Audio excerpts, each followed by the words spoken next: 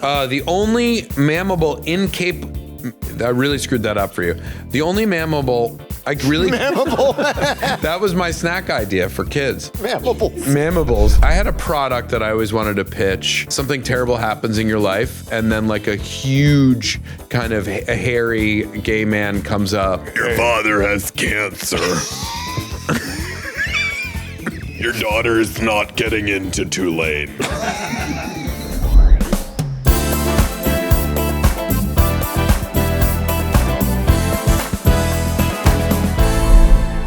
In this room, right to my left, or just to my left, not right to my left. Right to my left. Right to my left is an actor and a writer, a director, someone who's known in the business as the man of 1,000 voices, but only one penis. Mm-hmm. A man who I've worked with many times over the years, who told me that he knows a little something about television, 80s and 90s, basketball and baseball, and animals. Nick Kroll, welcome to Funny You Ask. Animals. You were like, I asked you, I go, what do you know about? And you said organic chemistry, and I was like, oh, damn. And then you were like, obviously, I'm joking. I don't know shit. Yeah, like I was like, what do I know the least about? It's organic chemistry. And you were like, great. And I was like, awesome. No. Animals. But because I don't have interests, hobbies, and I don't genuinely take interest in a lot of things. Well, you work a lot and you have 2 little babies. Sure. So you don't have time. But even there, I'm still like a generalist. You know what I mean? like some people are like, I'm going to go accrue a bunch of knowledge about this thing to understand it, to either use it or to just understand the world. And I'm just generally not that interested in stuff. You're just a legitimately incurious person. Yeah. Except if it applies to like the power dynamic of a group of people in a room. Then I'm much more interested. Your categories are the Knicks and power dynamics in a room. But either way, I'm thrilled to be here. That's not what you told me when you first got here. You got here and said, let's wrap this up. Let's go. That was the first thing you said. Yeah, I got a reservation at Chibo. A now deceased restaurant. Chibo was, I used to live right across the street from here, and Chibo, when it first opened, it was a godsend. Mm-hmm. And then it turned into one of those ghost kitchens. Yes. Oh, it did? Yeah. Where it's like, you go on Postmates, and then there's like, mega delicious pizza. Steve Aoki's Pizza Express. Yeah, nearby. Mm-hmm. It's made in these like random kitchens where a lot of times they're just taking like Costco pizza, heating them up and charging you a premium fee. Really? It's not like they're back. It ain't like Steve Aoki's there slinging dough. Yeah. They're just going. I mean, Steve is literally throwing pizzas at people all over the place. Like he's famous for throwing a cake into a crowd. He throws a cake into a crowd. It would be rough though if you're rolling on Molly and you're dancing to some techno and all of a sudden the DJ throws a piping hot pizza on your face. Oh, yeah, double pepperoni. And it's the cupped pepperoni, so it holds the hot oil. Yeah, it's a Prince Street pepperoni. Come to work with just like a bandaged face. You're like Steve Aoki. But you're like getting you're getting a suntan, but you're putting your little pepperonis over your eyes. Instead of cucumber, I put big pepperoni slices over my eyes. And when they start to crisp up, I know I'm done. It's time to go inside. Turn over. This episode of Funny You Ask is brought to you by Warby Parker. I wear glasses, and buying them can sometimes be a real hassle, but Warby Parker makes it incredibly easy to do. And right now, you buy one prescription pair, you get 20% off any additional prescriptions at warbyparker.com/Ike. That is me. That's 20% off additional pairs when you go to warbyparker.com/Ike. Love it. We've worked together many times. Most recently, we teamed up with Hollywood legend Dave Stassen. Yes. And always was a dream. Oh, who? Wanda Sykes and Mel Brooks. Mel Brooks. It was great to work with Wanda and Mel, obviously. Yes. But to work with Dave Stassen, who has been kind of a real influence on me since I was a kid. A child. Yeah. You were a fan of him as a child. Mm-hmm. I don't mean when you were we were the same. We were probably the exact same age. Yeah, so I was just like, stories. I've been such a fan of Stassen. I never had met him, but I just like knew he was in the Midwest somewhere. I just heard about this kid in Chicago who had a tantrum after he lost a Tecmo Bowl. I need to work with this guy. Here's how this is going to work. I'm going to ask you a question about one of the 3 subjects that you claim to know a little bit about. We'll talk for a little bit. I might ask you a couple questions about the same topic within that. We'll kibitz. Then you'll do that to me. Great. We'll repeat twice. And then we will have the speed round where the scores can really get crazy. So are you ready to get started, man? Can I ask you a question? Yeah. This is about television, something you're no stranger to. You created Big Mouth, Netflix's longest running animated show, show that I was never asked to be on. With a real thought behind it to not have you on it. And you did a follow. We had a number of conversations about whether it would be right to have you on. You and Andrew and the producers, you guys talked about it. We talked about it almost every season. We're like, is this the season that we decide to have Ike on? And it just, and at honestly, no with point a lot you were of like, thought. oh, there's a funny line for like a blob of cum. Yeah. No, let's get the guy from the fucking Bear. Yeah, sure. Cool, man. Anyways. All right, here we go. Your first question. It's a 3-part question. Starting as a short on the Tracy Ullman Show in 1987, The Simpsons is now in its 37th season. I thought that was going to be the thing. I was like, I know which show came out on Tracy Ullman. Making it the longest running scripted TV series in American history. Name the town The Simpsons live in. Springfield? Yes. Bonus question. Who is the mayor of Springfield? Okay, well, that feels like a trick question because you want me to say Mayor McCheese, and I'm not going to say it. I would love, as much as I would love for you to say Mayor McCheese. Yeah, no. He talks like this. Yeah. Mayor Kennedy? It's close. The answer is Mayor Quimby. Mayor Quimby, of course. And your double bonus, because you've already gotten a point. You're already on the board. Okay. Let me assuage you of that. Okay. What is the next town over that is Springfield's biggest rival? Sure. Of course. Because it's Springfield. When you go to the beach, yeah, you might, in the sand, pick up a C. Uh-huh. Oh, yeah. Crab Shanty. Welcome to Crab Shanty. Crab Shanty was the local crab place near my house. Say, that is literally a restaurant in Koreatown. You pick up a C and you can hear the ocean in it. Oh, you pick up a conch shell? Yeah. The second part. Uh-huh, Shelby. Yeah. And you would put... Shelbyville. Oh, Nick Kroll! You're 2 for 3, my friend. 2 for 3 right there. Nick Kroll. Officially on the board. Were you one of those like kids like me who was like obsessed with The Simpsons? Yeah, I was pretty into them. Yeah, I mean, I remember watching Tracy Ullman. I remember seeing the shorts on Tracy Ullman because I don't know. I was probably like 5 or 6 when Tracy Ullman, or when did The Simpsons come on? 87 is when the short started, so I was 10. Okay, yeah. And I remember watching them and didn't even think they were particularly funny, but they looked so different. Yeah, my family had the Matt Groening Life is Hell. Life is Hell with Akbar and Jeff. We had those books at our house. Yes. So even then I was clocking it from the cartoon to the little books. But it was really, I remember being like 13 or 14 when that kind of magical 4th season where Conan produced it. It went from being like... I actually think it dropped when Conan was involved directly with The Simpsons. Well, most things get worse when he comes in. Yeah. It's called Conaning Up, a project. But it's crazy now when you watch the original ones. It's like very hard to watch because it's like Homer's like, "Hello, boy. I'm going to murder you now." Oh, no. Yeah. Oh, no. Totally. Have you been on The Simpsons? I was on The Simpsons, and we spoke about whether you should be on Big Mouth or not, and everybody collectively decided it just wasn't the right fit. Well, guess what, asshole? They might have changed their mind because I've been on The Simpsons. No, yeah. With The Simpsons, we all agreed it would be great for you to be on The Simpsons, but The Simpsons writers that don't have him on Big Mouth? Yes, they didn't think it was the right fit. So Matt Selman was the reason I wasn't on Big Mouth, even though he's not involved in the show. Yeah, and he's a big fan of the show. He loves Big Mouth. This is bullshit. Wait, but I got to do who are you on the? I played Wayne, Krusty the Clown's grip, Wayne. Oh, great.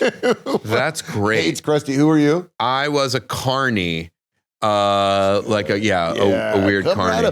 It is a bucket list thing. Yeah. The Simpsons. Totally. Here's a question. When I was friends with Michael Jackson, when he and I were close, yes. he talked about that period of when he was on The Simpsons. Yes. As that when other you worked guy. on his legal defense team. Yeah. But for like more like real estate stuff. Right. No, none of the sex stuff. Here's a good question. What is your bucket list bucket? You're about to die. Yeah. What bucket are you going to get? You can get whatever kind of bucket you want.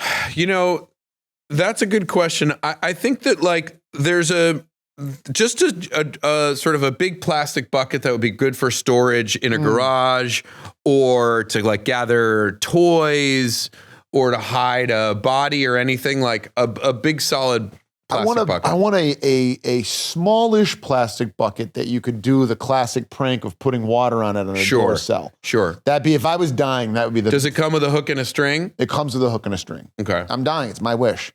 It's my final wish. Did you see the Michael Jackson movie? I produced it. I didn't, not officially. So you still haven't seen it, but you've produced it. Well, we had a falling out. Right. Me and the family. You and the family. First of all, Joe is still a dear friend. Hey, I heard Joe in the movie is like, kind of like, I just want my kids to work hard. Yeah, it's Coleman, right? It's Coleman Domingo. Is it Coleman Domingo? Yeah, so it's like, it feels like how could you not? You have to make him nice then, because he's so cool. Yeah. Hey, you look more like Michael Jackson than the kid who's playing Michael Jackson in the Michael Jackson That movie. honestly, genuinely means the world to me. Were you a little TV boy? I just quickly want to do a joke that I did about Joe Jackson years ago on my first special on Thank You Very This is the Cool, time. available on Paramount Plus. Yes. I described Joe Jackson as looking like if a California raisin fucked the devil. So I just wanted to make sure that we got that back in the conversation. Boom, boom, boom, boom. Yeah. Trying to explain the California raisins to like a millennial would make your head explode. Yeah. Like I spent like 10 minutes the other day explaining to Chase Sweet Wonders who Mr. T was. Oh, sure. And I was like, Sure. he has his own cereal. Yeah. She's like, what? Did you ever come in contact with Mr. T in your like Chicago days? No. But I don't know if you know the story, but he moved to Chicago. He moved to the suburbs, like at the height of T mania. Mm-hmm. And he bought this house, and they had these like trees that were part of the neighborhood, whatever. And they were these famous trees that had been there forever. And his first day, he took a chainsaw and cut them all down. Oh, he did a mohawk with the trees? He gave the trees a mohawk. And people were very upset with T. T is, by the way, Clubber Lang in Rocky III, one of the all-time great movie villains. Yes. Mr. T, if you're watching, we'd love to have you on. Yeah. I pity the fool who doesn't want to have you on. Yeah, I say. True. Yeah, no, that's right. Were you a little TV boy? Did you love TV as a little did. I was boy? like, as I'm now trying to figure out how to regulate how much time my kid gets. It's so different though. Like we just had TV. My wife was like, "Did you watch a lot of TV growing up?" And I was like, "Any chance I had." Any chance I had. Yeah. And so like, and I was the fourth, so it was a little. I could get away with more. Yeah. But also there was there was one TV in the playroom. There wasn't like TVs around the house. Nobody had TVs in their room. So it was controlled, but like I remember did you have the dial turning TVs? Our first TV was a dial, and then we moved to like a really shitty little clicker. Yeah. But we only, it was back then, we only had like 6 channels. Yeah. One of them was in Spanish. Yeah, and I had no cable. No, we didn't get cable until I was like 12 or 13. Yeah, so I didn't get it till like high school, college. Damn, that's crazy. So you just watched whatever was on. Yeah. And very happily. I was obsessed. I would like come to school and like reenact scenes from Cheers. Yeah. Like I was such a TV boy. I remember like. You love Cheers. Oh, I love Cheers. Yeah. I was a big Cheers head. Yeah. I was a big NBC guy. I loved Cheers. That's interesting. You loved NBC television in the 80s and 90s? I did. That's crazy. You were such a I was an icon unicorn. class. Well, you know what? Honestly though, like I didn't fuck with a lot of the ABC shows. I never watched TGI Friday. No? I never watched that. No, I was a little too old where I was like already at that point on Friday nights.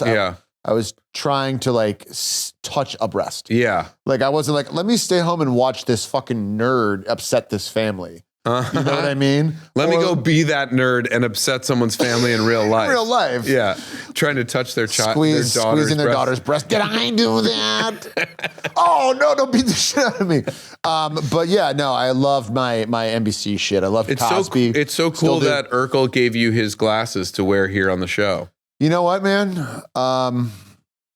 Jaleel's a friend. And for Christmas, he said, I think you'll like this. Jaleel, if you're watching, the seat is always open. What were your shows? What were like the big Nick Kroll shows? What were the ones that you like? I mean, I think I watched. I watched Cheers. I watched all of those shows. But even by high school, like Seinfeld and Friends, like I watched, but I kind of was like starting to not watch that much then. Like I just remember watching like early Conan, and then Seinfeld already, I guess, in reruns. You know what I mean? Yeah. But I was sort of watching anything like, whether it was Too Close for Comfort or like, you know what I mean? Like I was whatever was on like TV, Gilligan's Island or any old reruns. Yeah, old reruns if they were on. I'd watch that. I would watch. Oh, really? Yeah. I didn't watch any of the Gunsmoke Some or any of that old, stuff. Yeah. If you could, it's your world. Leave It to Beaver, which is also my OnlyFans. That's the name of your OnlyFans. Yeah, I just interview any surviving people who were part of the Leave It to Beaver cast and crew. People pay. That's like someone's fetish is like, yeah, I can only get off watching Nick Kroll interview Jerry Mathers. Hey, we all have our thing. You know what I mean? We all have our thing. We all have whatever we're into. You know what I mean? Can you imagine like your wife comes in, your pants are around your ankles, and you're just watching a man interview another old man about 50s television? I guarantee there are a number of people who would be interested in that. There are. If you could have played one character in any TV show ever, and I'm not saying you're going to make it better. I'm saying like it is a fun thought experiment. You could literally drop yourself into one part. Wow. I need to break that down to a smaller thing of like, let's say like Seinfeld. Like, who would you... You know what? I think it would have been fun to be Elaine. You know what I mean? If I could have played anyone, everyone's funny on that show, but I was like, nobody killed hard. I feel like Kramer killed harder than anyone. Well, Kramer killed, I would say, the mass audience more than anyone. To me, George Costanza is like the funniest character ever. Yes, but would you have wanted to play George every? The comedy guy in me would want to. Sure. Can we just talk about Elaine for a second? Mm-hmm. I think the hottest character of all time. Yeah. Even though like the haircut is a nightmare, the clothes are a disaster. It's like the height of 90s fashion where everything is just gigantic and like floppy. She's so hot. Yeah. Elaine Bennis is smoke. And the few episodes where she's like sexified. Remember the episode where her like shirt keeps open? I remember it. I was like 15 and I was like, this is good TV. Time to masturbate. We'll cut that out. Don't worry. No. I think that'll make it to air. So you would do Elaine Bennis. If I could drop in and play any character ever. Oh, shit. Sam Malone would be a very fun character to play. Yeah. That's a very, very fun character. But I'm going to say like one of the Sopranos. Like it would be very fun to play like Christopher Moltisanti. Sure. That would be really fun. We got a problem, T. Yeah. He's so good. He's got that like mild cross-eye thing that I almost have a little bit. It's really fucking... Have you heard the podcast, by the way, the Sopranos podcast? No. It's Imperioli Uh-huh. and Steve Shrippa. Uh-huh. And They got Steve? They got Steve. And they break down the episodes. But it's so funny because like Imperioli's like, one thing I loved about this is how David Chase took the Buddhist principle of self and made Tony and Melfi's conversation kind of reflect on that. Mm-hmm. And Sherpa's like, yeah, I remember we shot this on St. Patrick's Day. You know? It's just like a normal guy from Jersey and like a really smart, well-seasoned guy. Best TV show theme song. What TV show theme song would you want played at your funeral? It doesn't have to be sad. It can be happy. I kind of, the first one that pops into my head is Sanford and Son. Oh my God. I have Sanford and Son. Yeah. Sanford and Son's the GOAT right there. Yeah. But it would be kind of funny if at your memorial, people were playing the Seinfeld. Boom. But like, wouldn't it be kind of amazing to be like, and so we lay Nick here to rest for eternity in this very gaudy airplane, like Nigerian airplane, casket. Yes. yes. And just, wow. Can you tell me who wrote that song? Yeah, absolutely I can. Go for it. For 500 points. I'll give you 5 points for it. If I could tell you who wrote the Sanford and Son theme. I want to say it was Ringo Starr. But I won't. I did not write that song. I'm never gonna get it. Never gonna get it. That's En Vogue wrote it. En Vogue wrote the Sanford and Son song. He's one of the most famous music producers of all time. Is it Quincy Jones? It is Quincy Jones. It's got to be Quincy. 5 points, and I'll give you 10 points if you can tell me the name of that song. Goat. I don't know. I thought you I think it's called The Street Sweeper. Uh-huh. Can we get a fact check on that? The Street Sweeper. Why did I just see another thing that Quincy Jones did where I was like, you got to be kidding me? He did it all, man. Because I just knew Rashida, and then it was like, oh, Rashida's dad's actually pretty cool. He's actually in the business. Yeah. I've learned more about him. I was tipped off that something was going on when Lorenz Tate played him in the movie Ray. I was like, is this guy in the business? Is Rashida's dad in the fucking business? What the hell? Have you shown any of the shows that you used to love to your children? Have you shown Leo Deadwood? Yes. I've shown him all of Deadwood. He was not interested in the movie. Okay. I mean, that's for real heads only, the movie. Yeah. Jumping in with a fact check. Yes. It is The Street Beater. The Street Beater. You said The Street Sweeper like a fool. I lose 1 point for that, -1. What have you shown them, like The Simpsons or Cheers? Or I haven't. They're a little too young still to show them that. Yeah. But right now I'm in I got into a thing where it's like, what did you watch? Can I watch Transformers and He-Man and G.I. Joe's interesting. I can't quite bring myself to because G.I. Joe just feels like war. Yes, it is in a weird way. Where you're you're fighting Cobra. It's like a it's a war against the. I hadn't watched it in a while, and then I just showed him a clip of the trailer of G.I. Joe and Cobra Commander with the thing over his. Yeah, it's pretty cool, and you realize why he's like, tell me more about this man covered in a hood. Covered in a hood. Yeah, it's tricky with kids. Whenever there's a show that you love and you show it to them and they don't like it, you feel forlorn and you're like, that sucks. Yeah, Leo was not interested in 30-something at all. And you're like, no, it's Ken Olin, Leo. He's just quietly playing with a toy. Yeah. It's also funny too when you show your kids something that might be inappropriate. They love the Mindy Project, and every episode there's one just very blue sex joke. Mm-hmm. You kind of roll with those punches. I know a couple.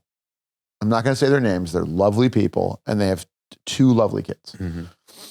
And they let them watch anything. Mm-hmm. And I remember I talked to the dad once, and this is when they were they're both 9 at the time. And I go to him, I go, what crazy thing are you letting the kids watch these days? And he goes, they're really into True Blood right now. I was like, True Blood? It's not even good. Yeah. Just it felt gay important. sex. It felt important at the time. It felt important at the time. And that's what he's teaching these girls. Yeah, I guess so. It's really trapped in a moment. Okay, I'm asking you another question here. You ready for this one? Mm-hmm. Don't I ask you any questions? You're going to, but we're going to load up on you. In 1995, a Fox executive paid 2 animators $2,000 to make an animated Christmas card video featuring Jesus and Santa fighting to send out to his Hollywood friends. Mm-hmm. What show did this end up being?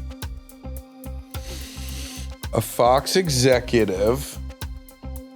I mean, I got a little haircut today, so Ooh, you got an early haircut. Yeah. I was coming in here. I'm stalling. A Fox executive paid two animators $2,000 to make an animated Christmas video. I mean, featuring Jesus and Santa fighting. So the two possible ideas would be either Matt and Trey. I'm going to stop you right there. The answer is Matt and Trey, South Park. You got another point. Yeah. But your bonus is South Park is the only show to have a literal piece of shit be a character. What is the turd's name? Oh, man. It's obviously Towley. Hold on. Towley is not. But Towley and him are friends. They're piece of poo. I mean, Howdy-ho. Howdy-ho. I mean, this is the thing. Even on the things that I'm supposed to know about, I don't know I don't feel bad because you got 1 out of 2 right on that one. The answer was Mr. Hanky. Oh, right. The Christmas there's no way I was gonna grab that. That's why I just moved on. Yeah, you have to. It's like that's the thing with doing this show with me. Hi, can we talk about glasses for a second? I was never a glasses guy. In fact, I thought people who wore glasses were nerds or dweebs or dorks, or even in some cases, dorcases. But then I became a glasses guy. And I want to talk about Warby Parker. Warby Parker, they make it so easy to get the coolest glasses at a great price.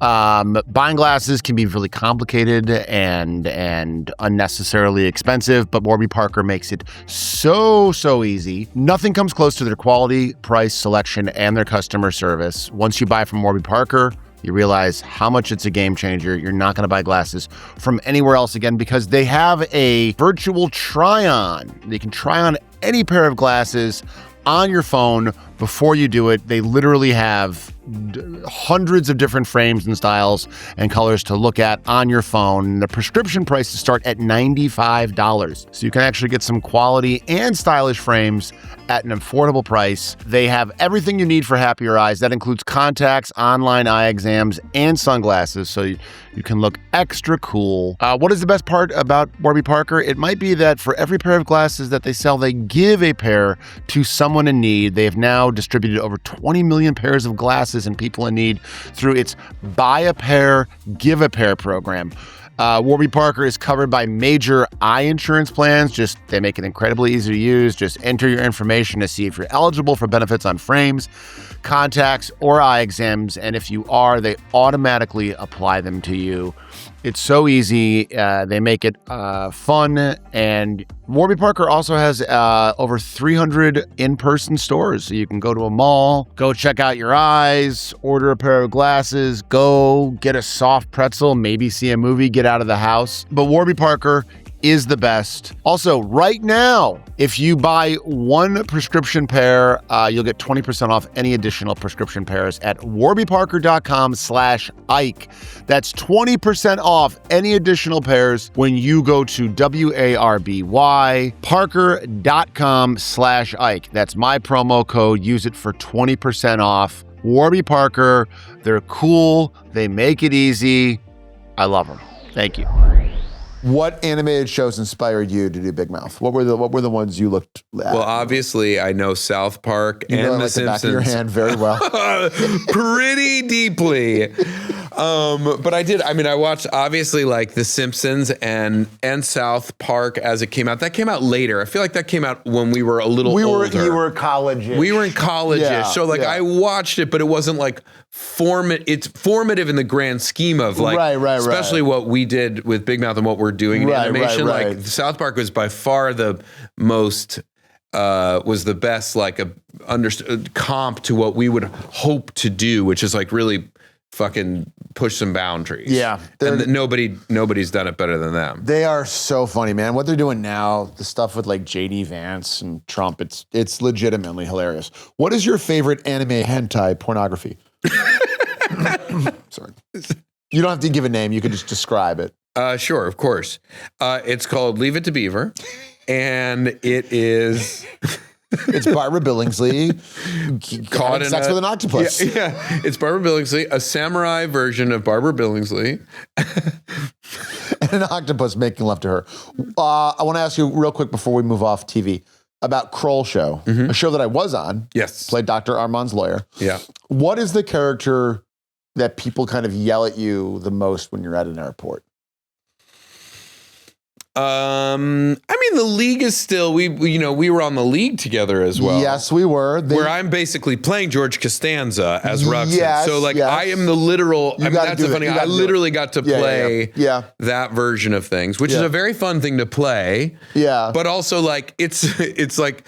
It's so overtly and constantly toxic that it's like it's nice to have some variation on the theme. Do you know remember what I mean? when I came and did my first episode. Oh my God. And I'll be honest, I had it was at a time in my career where things were happening. I wanted to audition for the league so badly because I was a big fantasy football head at the time. And I heard that the guy that did Seinfeld or wrote on Seinfeld was doing a fantasy football show. And I remember calling my manager and being like, I need to be in this cast. You couldn't get seen for it? They literally, from what I was told, had archetypes and people in mind. They knew they wanted you. They knew they wanted Paul. They knew they wanted, Steve, right? So I was so bummed. And I just wasn't, the writing was happening, but the acting really wasn't. Yeah. And I remember just watching things and being like, I know those people and I'm not doing that. And that was a bummer. And then I showed up. You came in season 2 or 3? I came in, I think, season 2, and I did a scene. We did a scene with in you in a barbershop. And it was like, it felt like, this is what I've been yearning for. Yeah. And we did know each other at that point, sort of socially. Yes. And we both auditioned for Cavemen together. You and I were in that. Yes. We had a real hang, and that was like we were like, oh, like we're very similar. Yes, but I booked Caveman. Yep. And then I booked the league. Yes. Yeah. So let's talk about it. Let's talk about it. Finally. That's why we're here. Right. No, but I rewinding for real though. I remember doing that scene with you in the barbershop, and we knew each other, but we'd never, and it was one of these moments where I was like completely overwhelmed with laughter and so how fast and funny you were that it really, I was like, woof. When you have those and the older we get, the more we've been able to like consolidate those experiences. Yeah. But along the way, when you're starting, everybody's far between. Yeah. Or you're just working with people and sometimes they're fun and competent. And then every once in a while you like find that where you're like, oh shit. Okay. Yeah, it was real nice. It makes up for you not having me on Big Mouth. Nick, I want you to go ahead and ask me a question, please. Now, just again, reminder, I have not seen any of these questions. They have been curated by Annabelle. Sometimes I know them, often I don't. Will I know this one? Let's find out. Sure. How can you not get over that you weren't a part of Big Mouth? A lot. Hint. Do you need a hint or no? Give me a hint. It's a number. 10. Fuck you. Yeah. Okay. Well, that was you got it right. It's on the board. With over 800 million games sold since its debut in 1981, this video game character is the best-selling of all time. Question: name the character. 1981? Over 800 million games sold since his 1981 debut. This video game character is the best-selling of all time. 81. 81. Because when you think of best-selling characters, you're thinking like, I was going to say Mario. Yeah. Are you going to say Mario? But he wasn't around in 1981. Mario came in like 86. He was still with the rest of Pacino's family and The Godfather. Right. He's Mario Puzo. No one knows this. Mario Puzo, the writer of The Godfather, is the inspiration for the character. Super Mario Brothers. Pac-Man? The answer is Mario. What? He was around in 1981? Yeah, you just didn't quite have access to. I didn't. I mean, was it like only in Japan? I remember, probably. God, fucking. Do you remember getting Nintendo? No, we never had Nintendo. You didn't have Nintendo? No, we had the Atari 2600 where we had Pac-Man and Centipede. But then my friends, Dave Stassen, et cetera, they had the Nintendo and I would go to their house. Yeah. And it was like playing Super Mario Brothers for the first time. Yeah. I remember seeing a clip of Bob Hoskins, the great actor Bob Hoskins. And good actor. Who played some great roles along the way. Yes, let's clarify. But they made before the current Mario Brothers movie, they made another Super Mario Brothers movie in like 1993 where he played Mario and John Leguizamo played Luigi. Oh, right, yes. And I saw an interview years later with Bob Hoskins where he was like, yeah, I was in an arcade with my kid. And, he pointed to the screen, little man jumping on the screen. And he goes, Dad, that's you. You played Mario. I didn't know it was a video game. He goes, that's you. And I looked at him and I said, I played King Lear once. Is there a bonus? Give me a bonus. Let me redeem myself with a bonus. Yeah, what was Mario's original name? I mean, was it like something fucking Japanese or something? Do you want a hint? Yeah. It relates to something he does a lot and would make him great at basketball. A jumpy. Yeah, a jumpy? A jumpy with an Italian Mario accent. Jumpy? A jumpy. A jumpy. But just Mario a jumpy. So we're clear. My answer is jumpy, but it is pronounced a jumpy. Sure, of course. Yeah, see. Close. Jumpman. Katso. That's the thing is that you guys don't realize that the Michael Jordan Jumpman brand was stolen. Yeah, by Mario. But I guess they are making kind of a similar move. They're both. God, how about that? That's pretty good. Could we do a Mario Brothers but with Jordan? A Mario. Oh, it's Space Jam. A new Space Jam, but with Mario. So here's our pitch. It's the third Mario Brothers movie is fusing the original Space Jam. Yes. So you have your Mario people now, whatever it is. What is it? Yeah. Chris Pratt, and then we take Michael Jordan and Wayne Knight from Seinfeld. Sure, of course. And we just kind of fuse that shit together, man. Yeah, of course. Cha-ching! Wow, okay. I'm not a big video game boy. Yeah, we don't care. We don't give a rat's damn here. I'm going to ask you another question. Moi? This question's about sports and specifically New York sports in the 80s. It's 1986, Shea Stadium, Game 6 of the World Series. A slow roller goes through the legs of Boston's first baseman, forcing a Game 7 and an eventual Mets win. What was this man's name? I was at this game. No! I was 8 years old, and I was at Game 6 of the Mets series. Holy shit. And I have a poster I have a picture in my office that Jesse Klein, also a lifelong Mets fan, gave to me. Yes. Of the moment of Mookie Wilson at bat, slow roller, running up first base, and the first baseman for the Boston Red Sox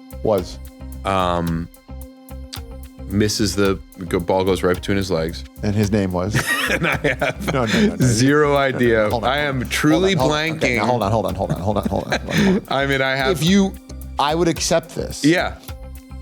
If you were not at the fucking game. Yeah, no, of course. You were at the game. Yeah, no, I know. This is why I'm going to be the worst guest you've ever had on this show. Okay. Because, hold on. It's so funny how what's happening to me is a true panic psychological breakdown right now. Like, that's what's happening. I'm like, because I was gonna, like, you don't understand. This name that I cannot recall right now is the name that Ike and I have been using for our whole lives as a means to describe someone absolutely blowing it. Yeah. But here's what's happening, and I'm having that experience right now. The ball's going straight between my legs. The truth is, it's probably not. Yeah, it's not even his fault. He shouldn't have been playing in the game. The manager of the Red Sox should not have had him in the game. He was injured all season. Yes. He had a great season and a great playoffs. Yes, a great player. I mean, a true, like, amazing player. I'm going to give you his initials. Yeah. BB. Brian Boitano? Nicole's on the board. Okay, Bill Buckner. You got it. Yeah. You did it. I found it from within. And I'm going to tell you the good news. The good news for you. My bonus question was which Mets player hit the ground ball? It's Mookie Wilson. Mookie Wilson. You got 2 points. You were having a panic attack for no fucking reason, dog. Of course. Let's go real quick. Top 5 Mookies of all time. Okay. Wilson. Mookie, yes. Betts, of course, on the Dodgers. Yeah, Mookie Blaylock. Yeah. Spike Lee's character from Do the Right Thing. Was it Spike Lee or Spike Jones in Do the Right Thing? It was one of the Spikes. Okay. And my cat growing up, his name was Mookie. Okay. That's 5 right there. Those are all great Mookies. There's a comedian Mookie. Blakelock. What's that? Blakelock? Yeah, Blakelock. Blakelock. It's such a, because he changed his last name to match Mookie, or he changed his first name. That I would make have to more imagine sense. you change your I think you would first probably name. change your if first you go name. in and you register. But if you're like Blakelock, some people are like, oh, like Mookie Blakelock, and then he's just like Blaylock. Yeah. Mookie Blaylock sounds a little like someone having a stroke. You know what I mean? Like if you ever... Mookie Blakelock. Here's the problem with changing your last name to a celebrity. Uh-huh. Let's say, let's not remove Mookie Blaylock. Let's say I change my name. Let's say growing up, I thought Kevin Spacey was a great actor. I was a huge fan. I don't think there's any denying that. What if I was like, I'm such a fan. Yeah, I'm Ike Spacey now. Uh-huh. Then years later, it happens. Sure. What, are you going to go back and change your name again? Then you're officially a psychopath. I mean, if you have to change your last name multiple times in your life, Yeah. and it's not because of like, I don't know, Extortion. Yeah, then you might be crazy. But I think were you always Ike? I was Isaac, and then my 3rd grade teacher, Mr. Kehoe, rest in peace, started calling me Ike, and then it just stuck.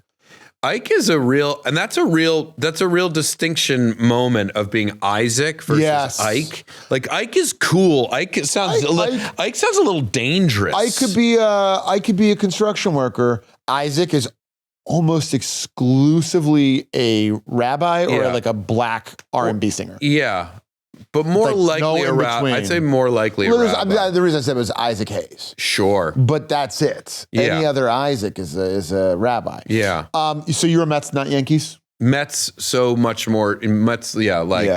I was, because we had tickets then around that time, or I had access to tickets. So I'd go to a bunch of games, and it was, it was the Mets. And I'd say that what's that? It was a great Mets team. That was the best Mets. I mean, the Yankees were nothing at that point. The Mets were the ones, but by 2 years later, when they play the Dodgers in '88, they lose to the Dodgers, the Kirk Gibson home run and all that stuff. Oral Hershiser, also my other OnlyFans name. Oral Hershiser. It's just me showing my Dodgers memorabilia. Yeah. But that team is like when the Mets lost to the Dodgers that year, I was like 10. Yeah. And I was like, oh, this feeling that I have of my favorite team losing and how terrible it feels. I don't like this feeling. And I began at that point a little bit to de-invest in in baseball, really. You know, it's funny. I have a lot of friends who are Mets fans. And I just can say, like, you guys get over it. Like, you're so fucking forlorn. You're like, we haven't won a World Series in so long. And it's like, I'm a Cubs fan. Yeah. Like, my grandfather lived his whole life and died without seeing a Cubs World Series. Yeah. So get over it. Okay. Before I get off of this, I just want to say, you're in one of my favorite sketches of all time, the basketball referee sketch. Mm-hmm. Was that Kroll Show or Key and Peele? It was Kroll Show. I was doing this character, Ref Jeff, who was like, just had a big butt. Giant ass. and just wanted to kind of be in on it with the players.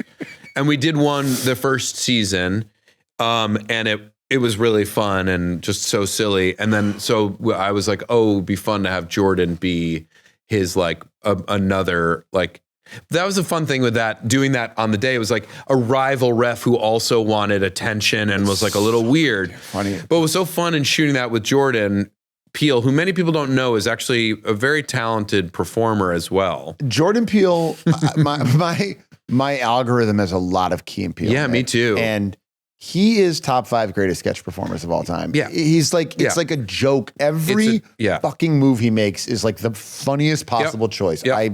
As Jordan, a writer and performer, it's so funny that he doesn't do it. Okay, here is but we did that sketch together, and then throughout the day we were like going to be rivals, and then they couldn't help but become buddies. You know what I mean? And then they're in it together, and it's so much more gratifying. It's one of my favorite sketches. Ref Jeff. Okay, here is your second question about sports. The 1992 U.S. men's basketball team won the Olympic gold medal and solidified its place as one of the greatest teams of all time. The Dream Team consisted of players such as Michael Jordan, Magic Johnson, Larry Bird, Charles Barkley, Patrick Ewing, and Karl Malone. Name one other player on that team. I mean, first off, I thought I was going to end it like Dream Team, like I was going to know the name of them. Sorry. Besides Jordan, Magic, I was in my head, I was getting ready with Malone. I was like, I bet they're not going to say Malone. Say Malone. Yeah. I mean, on that team, you probably have, wait, did you say Bird and Magic? Bird, Magic, Barkley, Ewing, Jordan, and Malone. Sure. So you might have a Clyde Drexler there. Oh, bing, bing, bing, bing, bing, bing, bing, ding, ding, ding, ding, ding. Who I don't think Name the rest. Okay. He was the last one added, or second to last one. My favorite is that Isaiah Jordan was like, nope. Okay, so you named Drexler. Give me. See how many you can name. I'm like. There's a world where John Paxton's on that team. Not John Paxton. That's so funny that I said John Paxton. Yeah. John. Yes. John Hodgman from the Apple commercials. I think he was on that team. Judge John Hodgman. I always forget John Hodgman. John Stockton was on that team. Justin Long, John Hodgman. Yeah, the Apple and the PC. John Hodgman was on the Dream Team. And then, so we got, I think. So there's like John Stockton. Yeah. Clyde Drexler. Yeah, there's four more. One's a New York basketball legend. A New York basketball legend. Patrick was on the team, so you're not talking about Patrick. No, like more like a college in New York. Oh, sure. And like just like a New York State legend. Chris Mullin was on that team from St. John's. Yes. And then give me a little something. I'll give you one was one of my all-time favorite players, another Chicago Bull. Oh. Obviously. Luke Longley. No, he's playing for Australia. Longley, he's playing for Australia. He was probably of course. Why would he be on that team? 18-year-old amateur. I mean, I guess it's Scotty, right? It's Scotty. They had Scotty on there. Scotty. One guy. Then there's two guys left. One was a great center, one of the best center / power forwards of the 80s, 90s, and then a college player. Oh, Christian Laettner was the college player. Really a different time in America where they were like, no, we still need at least a quarter of the people to be white. Yes. It was still like Laettner was getting the call to go do that. Yeah, they were like, we need one guy. We're marginal. So we'll pop him on there. And the last guy, David Robinson. Oh, of course. San Antonio Spurs. And here's your bonus question. Would have preferred he was a fucking fighter jet pilot. Yeah, he was a fighter pilot. It was really cool. Bonus question. Who coached the Dream Team? Oh, man. Weirdly, I think of Daly, the Pistons ding, coach ding, ding, there. ding, ding, ding. Yeah. Okay, see, Nick Kroll is freaking out. I'm not gonna get anything right. Will there ever be a cooler group of people than basketball players in the 90s? I don't think so. Nobody was probably having more fun. No one was having more fun, but also no one was swaggier. They were still like super tough. You are a Knicks fan, yes, I assume. Mm-hmm. How diehard are we? Are you totally dependent on how good they are as a team? That is very honest. I'm now because of how the internet works. I'm following scores of the Knicks games. I was very aware of where they were in their season, right? But I wasn't actually watching that many games or actually physically watching it. But you run into Timothy Chalamet at a party, and he's talking to you, and he's like, "You're a Knicks fan, right?" Mm-hmm. You could hold your own, have a nice conversation. Oh, and I'm genuinely following. I'm genuinely and they're right now. They're awesome. They're really fun. I think they are. I'm picking them to come out of the East. I mean, it's gonna whenever this comes out in a couple days, weeks. This is live streaming. This is live. This is airing as we speak. So this is Kai Sennett's channel right now. We're on Kai Sennett's channel, and I Show Speed is on his way over here. Yeah.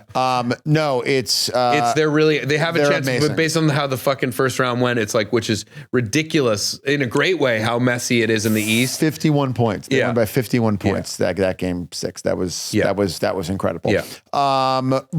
They should. They have a great. This is the best Knicks team assembled in a really long time across the board. They're a really good team. I'm going to New York for a couple weeks. I'm going to try to go to a game. Of course. I went to one of the last games of the season last year. Yeah. They already clinched a playoff spot. and they were up by like 15 points in the fourth quarter. And the coach, Tom Thibodeau at the time, was still keeping in Crown Cat. Grinding these players. And the difference between Laker fans and Knicks fans, like if that's happening, Lakers fans are much more chill. I don't want to say checked out, but they're just more polite. Yeah. Knicks fans are screaming at the coach, I'm going to fucking kill you if you don't bench Cat. Right. Fuck you, Thibodeau. Yeah. Fuck you, bitch. Like, it's just a lot of like anger directly towards the coach, which I respect this. Sure. Basketball players in the 90s had amazing nicknames. The Mailman. Sure. The Glove. Sir Charles, the Admiral. What would be your nickname? Not in the 90s, just now. If you were like, and I don't mean like Nikolai. I mean like, what would be like your cool equivalent? I'd say like Smooth Criminal. Smooth Criminal. You love Michael. It is crazy he had a song called Smooth Criminal. It is kind of like a little like telling on himself, maybe. This next song is called Hide in Plain Sight. This next song's called I Did It. I did it. My nickname would be... How many parody songs did you write as a kid? Oh my God. So many. I still do. Like we were shooting in the studio last week and one of the lines someone said was like, oh, it's a real tough titty day. And for hours, I was just doing it to Pink Pony Club. Tough titty day. And at one point, Catherine Hahn goes, you need to stop. I love song parodies. I loved Weird Al. Sure. My friends and I in 7th grade reshot the movie UHF. Really? Who were you? Were you Stanley Spadowski? I was Stanley Spadowski. My friend Mike Frank. Kramer. You were Kramer. I was Kramer. But we like redid it. Like, remember when Gus Van Sant remade Psycho shot for shot? We did that with UHF. But like 7 minutes into it, we were like, yeah, too much work. Just to close that, my 90s basketball nickname would be Mr. Knapp. Mr. Knapp? Mr. Knapp. Oh, you know who let me now that if I were a 90s basketball player like those guys, you know who I loved is the microwave, is Vinny. Oh, Vinny Johnson. Do you know what happened with Vinny Johnson? No. He's become like a billionaire. Oh, yeah. In like Detroit, like trucking. Nice. Like Vinny Johnson is one of the richest basketball players of all time. That makes me very happy. Yeah, the microwave, because he could heat up. Because he could heat up at any point.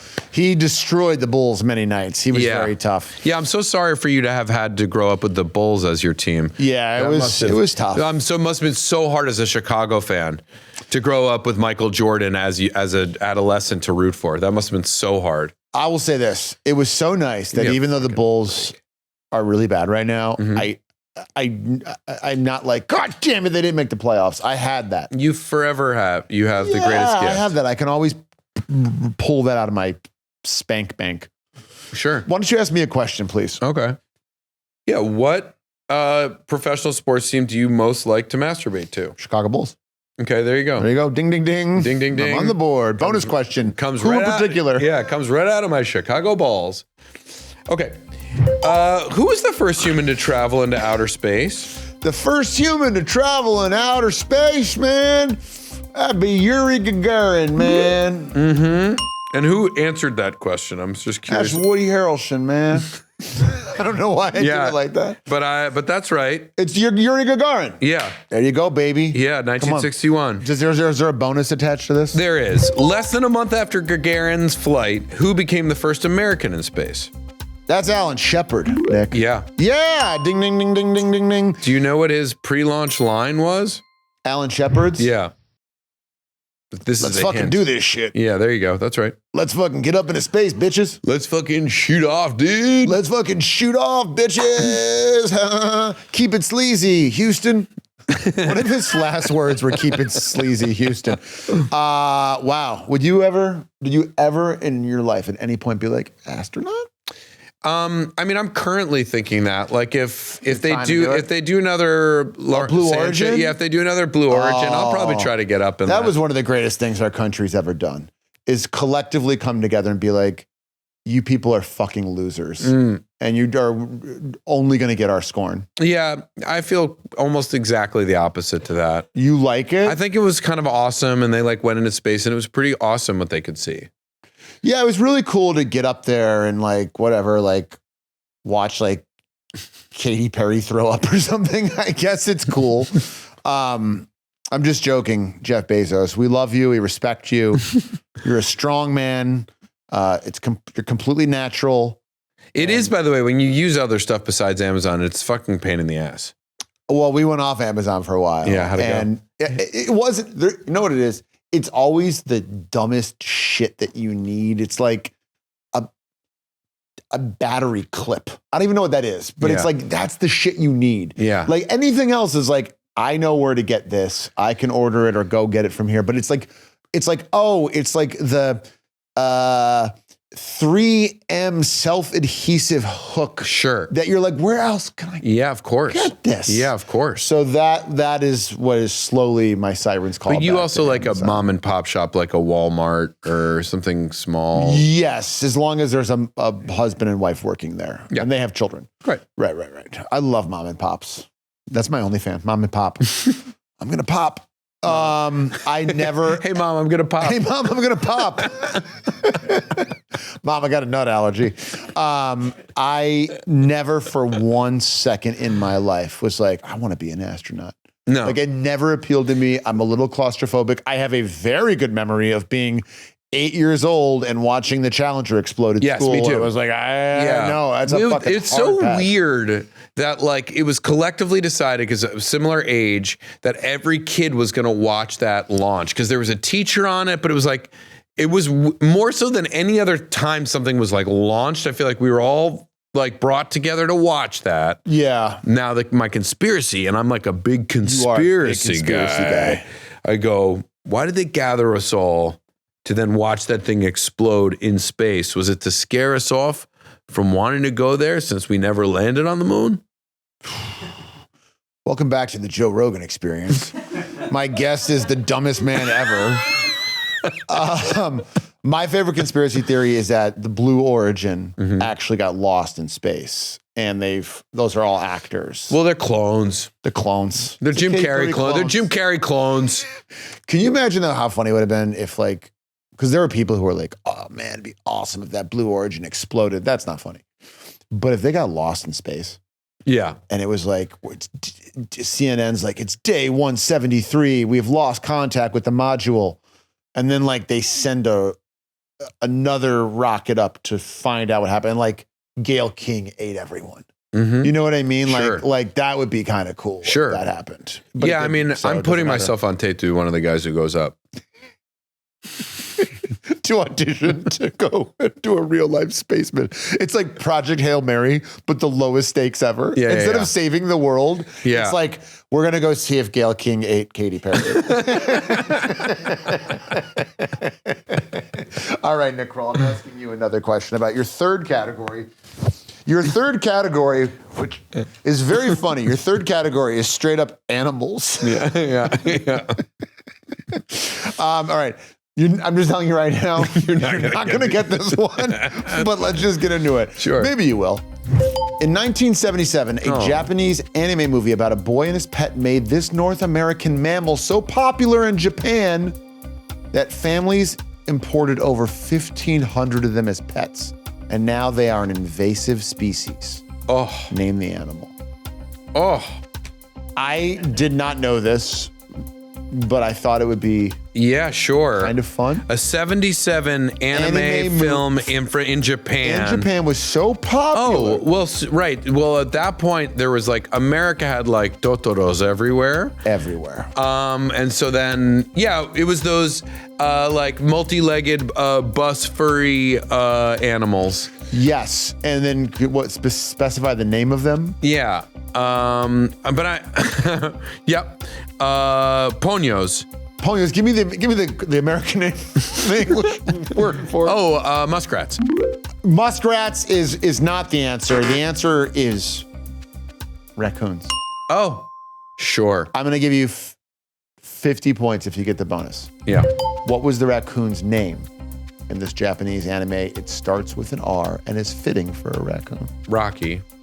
No, that's But think about what raccoons are a little. rubbish. They like rubbish, which makes them. That was my joke about raccoons back in the day. Like in Australia, we call them like little rubbish burglar. It's a little rubbish burglar, isn't he? A rubbish pig? A rubbish burglar. It said like a. So like, honey, the rubbish burglars are back. No, I did not leave the door open. No. That's Beef season 3. They leave the door open and the raccoon gets out. Where'd the rubbish burglar go? Get my shooty. I gotta kill the rubbish burglar. And they always Australians always be putting Y's at the end of words. Because Australians love to party. They do love to And they're party. a little bit racist. A little bit, but they are fucking hot. They're so hot. They are so hot. I don't know a country who is hotter than that for how much they kind of party. Do you know what I mean? Yeah, and they look good as they get older. I know, and stuff. it's And they're always weird. in the sun, but Yeah, they age beautifully. Yeah. I saw a photo of like Paul Hogan, and he's still like probably like 80 plus. Yeah. He looks fucking great. Yeah. The R. Oh, okay. In raccoon, so it's something that would be related to a raccoon. Yeah, I don't know. What rubbish is? We got mystic. Rubbish is good. The answer is rascal. Oh, rascal raccoon. Rascal Sure. raccoon. I never heard of it, but Yeah. I was trying to think. You said you knew something about raccoons, and I was trying to figure something out here. Sure. Raccoons, I got to say, have very good publicists. They have like the Louis Kay of the animal world because they are so obtrusive. They are such little shitheads. Yeah. They go in, they tear your garbage bags open. Yeah. They make a huge mess. They're strong. They should be looked at the same as a rat, but they're so cute. Yeah. That's the problem. Yeah. One of the cutest animals. I've been very fascinated with raccoons for much of my adult life, and I Yes. find them to be a real source of pleasure and discussion. Yeah. I follow an Instagram account that's just a raccoon that lives with this family. Yeah. And it's the goddamn most wholesome thing I've ever seen in my life. I'm not interested in that kind of raccoon. Okay. That's not what brings You like me. street tough raccoons. I just think they've been funny for a long time, and it's really starts with the hands. They have their little little tiny hands, They have yeah. little tiny hands, and they. They're washing their food before they eat it. And in Oh Hello, we talk about Gil Faizon ends up marrying Lisa the raccoon. So like, there's like a lot of he falls in love with the raccoon. Get those pants. Zhuzh him up. They keep riding up. Yeah, you're so hard from this conversation. Talking about these raccoons and I'm getting all excited talking about these little fucking rascals. They are so funny though. So, and then we're making a new animated show. Yes. Called Mating Season. Okay. And I play a raccoon in it. I play Ray the raccoon. So the R really threw me. Oh, 'Cause Ray the raccoon. Ray the raccoon, who's a bit of a rascal. I'm gonna be honest. they all are, man. They all are. And what are the cutest animals? Top 5 cutest animals, go. I mean, I think.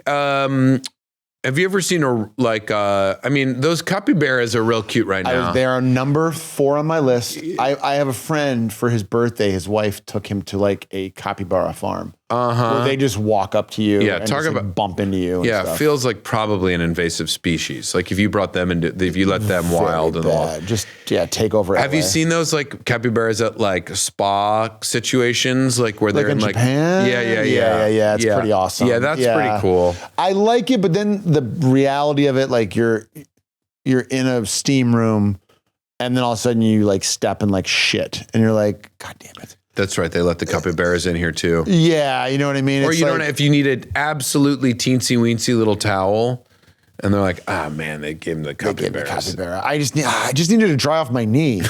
God damn it, guys. Yeah, no, I'm a big animal fan, and I don't mind like animals in restaurants and stuff. But then I will see once in a while, like I see this guy on Instagram. He seems like a nice guy, and he has a gym, and he lets his dogs run around the gym, and I love it. There's not a dog that cannot make me happy. I always have to pet them and let them kiss my face. It's dangerous in a gym. Sure. It's dangerous. Let's say I'm on the bench. Let's say I'm on the friggin' bench press. You know how you go. I'm and you putting go up, hard. I got 15 pounds on one side, 17 on the other. I'm a little uneven. Yeah, so I'm you trying got to to even try up. to balance it I'm out. just trying to get 2 reps. max out. Yeah. All of a sudden, a fucking golden retriever comes and is licking my nuts. Yeah. Can't have it. Yeah. Well, they're covered in honey and peanut butter. Always. I mean, I'm working out, so I don't chafe. What do you do? What do you wear, a jockstrap? I cover my testicles in honey. Can you imagine it? Like, you use the bench after a guy, there's just like a thick trail of slime. He's literally like no. a snail. You're just leaving. So, can I tell you a quick story about a raccoon? Please. The day before we were starting production on, we were doing our first table read for mating season. I was at my house and a raccoon came down. Like, we have a little like outdoor area right off our like playroom, TV room. Yeah. And this raccoon kind of walks down. I'm with my wife and 2 little kids, and he just like walks down and just is like kind of staring at us and walking around. I was like, get the fuck out of here, man. Yeah, you can yell at a raccoon. Yeah. Hey, fuck off, bitch. Yeah. And I was like, get the fuck out of here. And he wouldn't leave. Get out of here. Wouldn't leave. I take a bunch of balls to go out and like start throwing balls at him. And he just kind of like was like, it's a punk. just didn't. And he just like took his time. He kind of walked up and like hung out on top. And he was just like, I'm not doing anything I don't want to do right now. And I really honestly believed at that moment, we were going to start like table reads for this new show where I play raccoon, where he was like, put some fucking respect on my name. Yeah, I'm watching you, motherfucker. I kind of was like that. I felt like the raccoon community was just being like, we know who you are and we're watching. We're sending you down a little something to just be like, with love and respect, you do this. People who know that the ones who really run this town, the Jewish raccoons. Raccoon, squirrel, possum, marry, fuck, kill. Oh my God. Easy. In my book. Okay. What's yours? You kill the possum. Bye. Yeah. You marry the raccoon. Uh-huh. And you fuck a squirrel. And you never tell anyone. Have you ever heard this joke? Sorry. Have you ever heard this joke? These 2 guys are talking, and one guy turns to his friend and goes, hey, what is bestiality? The guy goes, oh, well, bestiality is if you have sex with your dog. Mm-hmm. And the guy's like, oh, well, yeah, it's kind of nasty, but I mean, I get it. Like, man's best friend, and if you're like lonely and your dog's there, I kind of get it. He goes, okay, well, then bestiality is if you have sex with a sheep.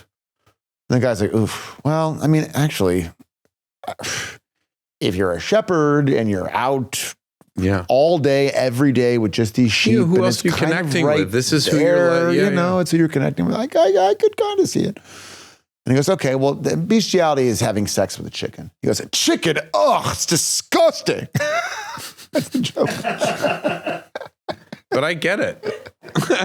But I also understand, like, but I you're get like, his point. Like, if you were a shepherd and you're just like, this is your community, this is who you're spending all your time with. No one's and you're watching. Like, yeah, and like you fall in love with one, you develop a special connection with one. But like a chickens are dirty. They're dirty animals. Having worked on farms, they're very like nasty little animals. Yeah. It's a very nasty chicken. All right, I'm going to ask you. He's a horrible chicken. He pecked me while I was trying to have sex with him.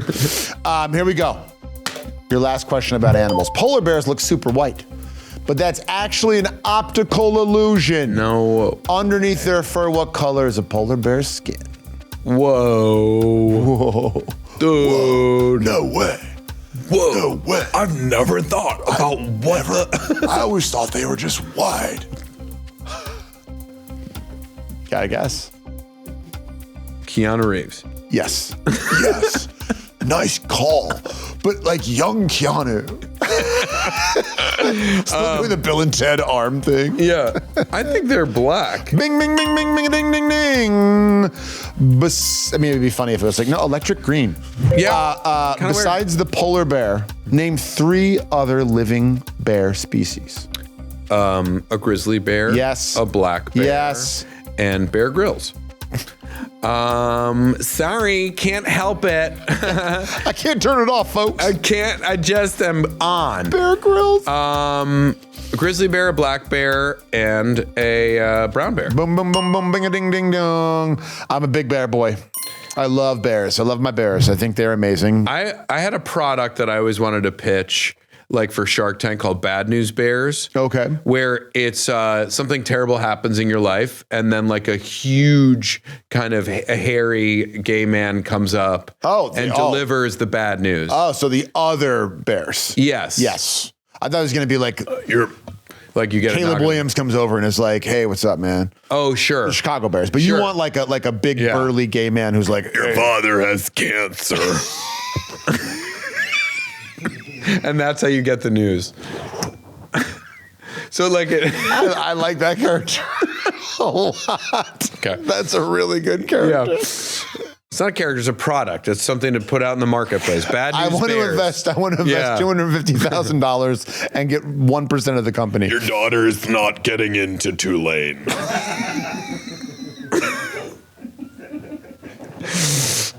They come and deliver that bad news. If you were a bear, what kind of bear would you be? I would be. I think I've made my choice very clear. I would be a bad news bear. I would go and deliver bad news. I would be in tiny little denim jean shorts, leather hat. I'm going to put on like 100 pounds of pure muscle. I would be a grizzly. Sure.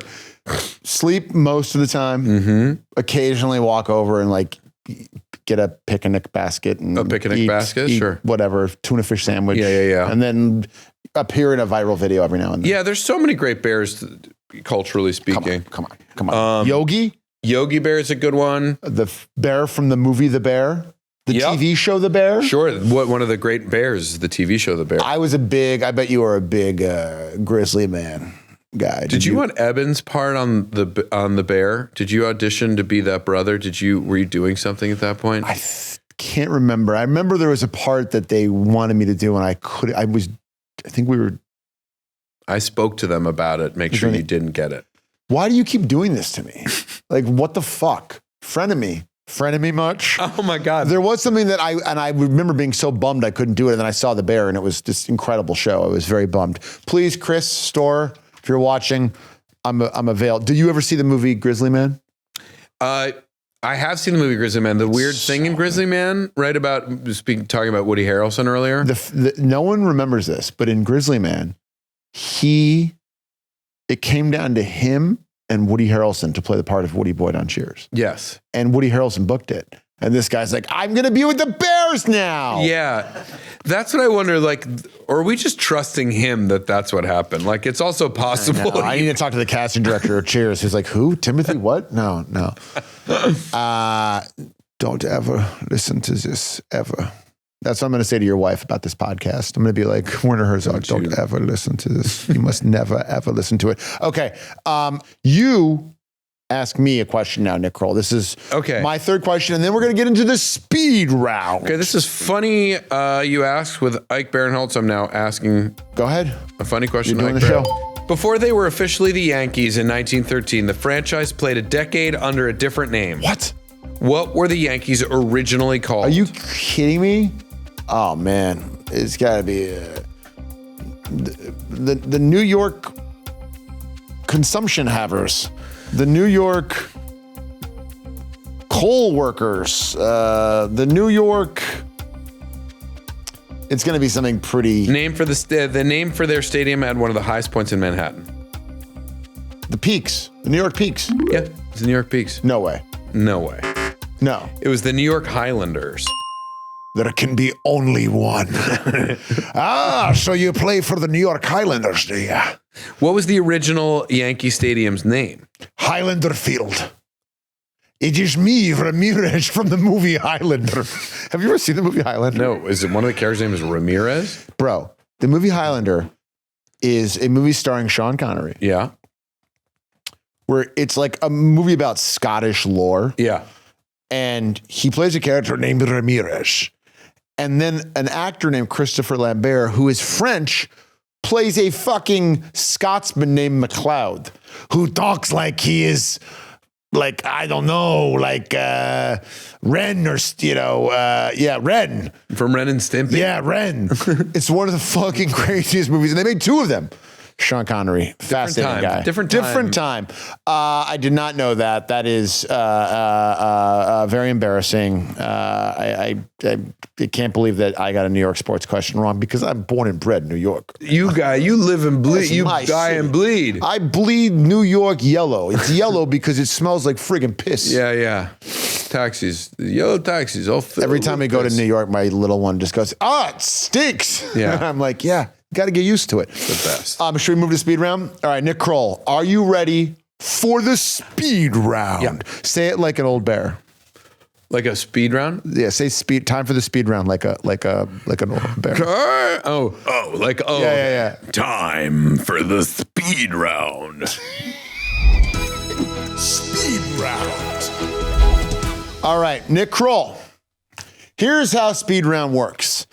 I'm going to ask you a bunch of questions, and you answer as many as you can in 90 seconds. Okay. If you don't know, just say pass. If you get it right, I will say right. If you get it wrong, I will say wrong. And the ones you get wrong, I'll keep on my lap, and I'll tell you the right answer afterwards. And then you will do the same for me. Nick Kroll, are you ready for the speed round? Okay. It's funny. Here we go. Start the clock. Who created the animated show Family Guy? Seth MacFarlane. Yes. What 1989? The 1989 World Series Game 3 was interrupted by what natural disaster? The earthquake. The only deer species where both male and females grow antlers is? Fucking deer. Pass. This show did 2 live shows in 2010 in the same night. One featuring Paul McCartney and the West Coast featuring Kim Kardashian. The Hurricane Katrina. No. What baseball Hall of Famer holds the longest consecutive game streak for a 21-season career with the Orioles? Cal Ripken. Yes. In 2013, the Norwegian comedy duo Ylvis created what song? What is the fox? Yes, he played Leon on Curb Your Enthusiasm. J.B. Smith. Yes, after Joe McCarthy, who holds the records for most wins as a Yankee manager? I don't know, Joe Torre. Yes, aside from stag and buck, this is another name for a male deer. Pass. Which borough did the Huxtable family live on The Cosby Show? Boogie Down. No. Yes. Is that Brooklyn? No, I was going to say Brooklyn. Yes. Only 2 teams in the Western Conference won NBA championships in the 90s. Name one. Oh, man. And then Houston Rockets. Yes. What season? Next. This TV show has more Emmys than any other. West Wing. No. This man holds the record for most home runs by a catcher. I mean, I want to say Gary Carter. No. No. According to the Beatles, what did Rocky Raccoon find when he checked into his room? Bad Bible. Yes. Ding, ding, ding, ding. You did pretty fucking good there. There's a lot of cards on the ground. What you got wrong, my friend, the only deer species where both male and females grow antlers is reindeer or caribou. Fuck that. This man holds the record for most home runs by catchers, Mike Piazza. This TV show has more Emmys than any other as SNL. Aside from a stag and buck, another name for a male deer is a hart. And the show that did 2 live shows in 2010 in the same night, one featuring Paul McCartney and the West Coast Kim Kardashian, 30 Rock. 30 Rock did a live episode. Oh.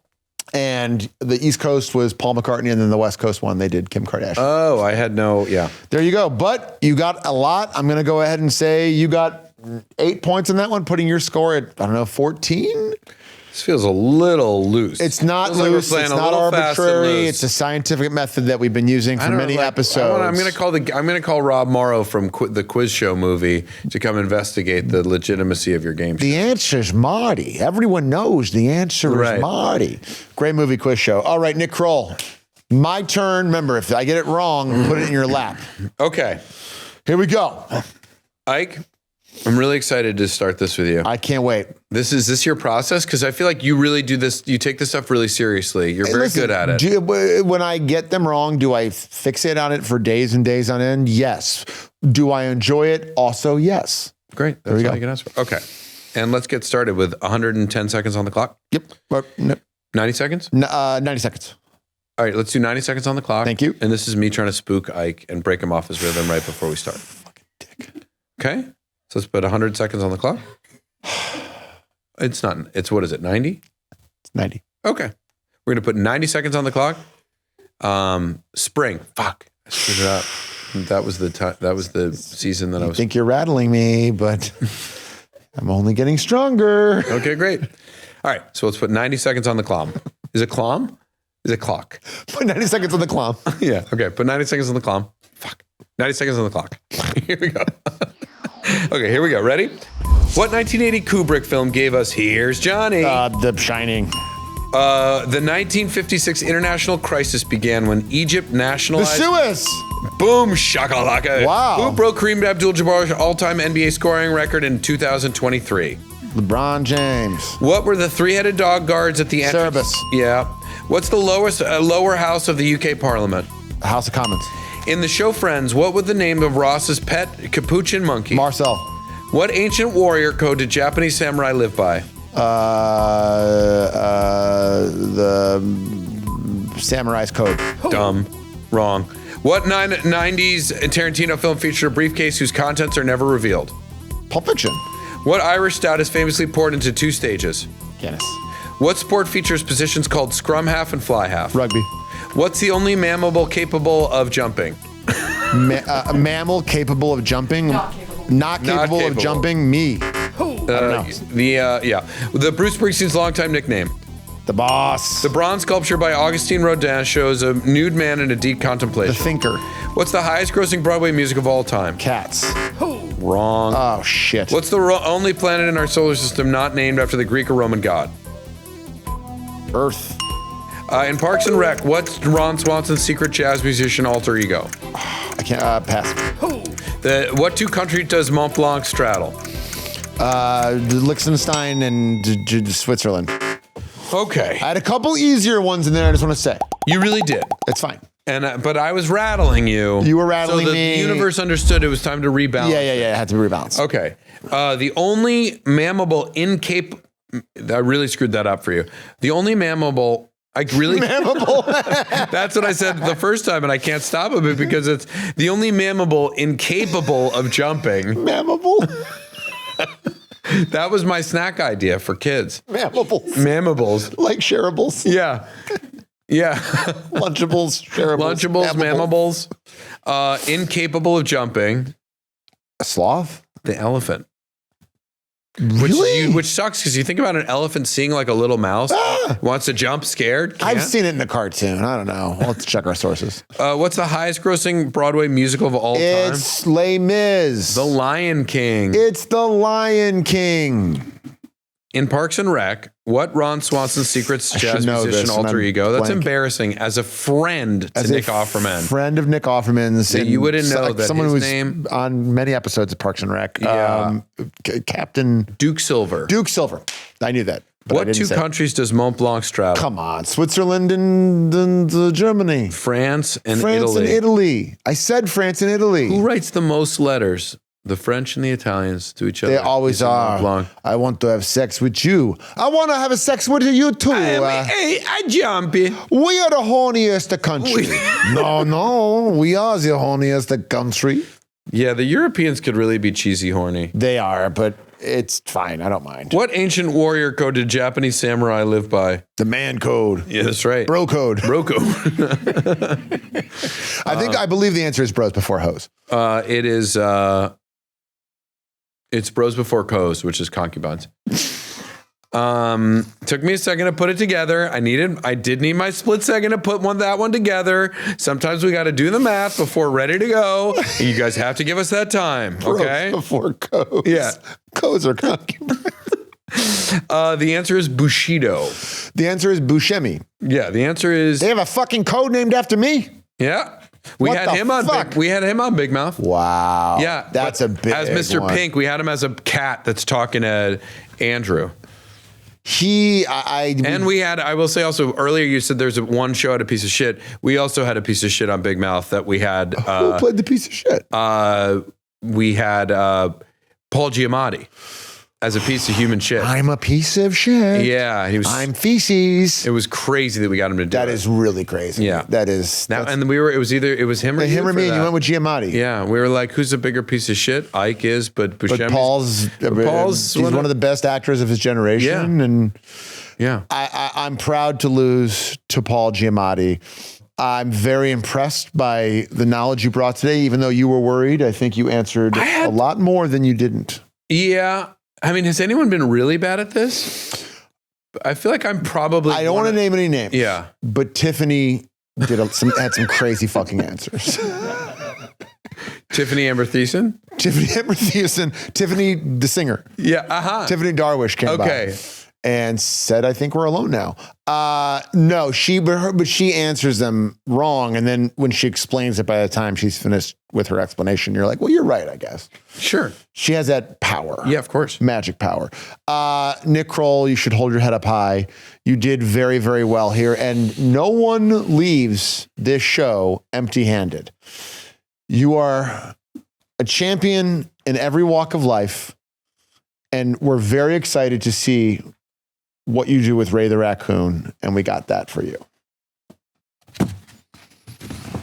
You can describe what it is for the people who are not watching on YouTube. It's an adorable little raccoon. Really legitimately cute. You should, so legitimate, but it's giving the finger. Yeah. Because I think that's what raccoons are kind of doing to all of us. Really all day kind long. of syncs up with the story you told. Yeah. Like if that raccoon understood what the finger was, he would absolutely have flipped you off. Oh, for sure. But Yeah. but what's so interesting is the face of the raccoon is truly upset about where it stands in the world and is giving a general fuck you. Because normally when you give the finger, you're like, ah, fuck you. No. But this is a very funny, like, This is like a very like, are you okay, buddy? fuck you, man. Fuck you. Fuck you. As they say to someone, hey man, I was gonna park here. Fuck you, man. And then you're like, oh, okay. You're just like, it's better to get away. Something's off. Yeah, this here. guy. If someone started crying and gave me a slow finger, I'm not gonna fuck with them. Yeah, I'm like, all right, man. Well, I'll find All right, you're another- dealing with some stuff. I'll go valet. I'm sorry. Fuck you, man. Like they're at their last. And then they're like slowly reaching. You're just like, yeah. I'm gonna get out of Bye, here. bye. Sorry. Nick Kroll. Amazing. Thanks, guys. Amazing. Thanks so much.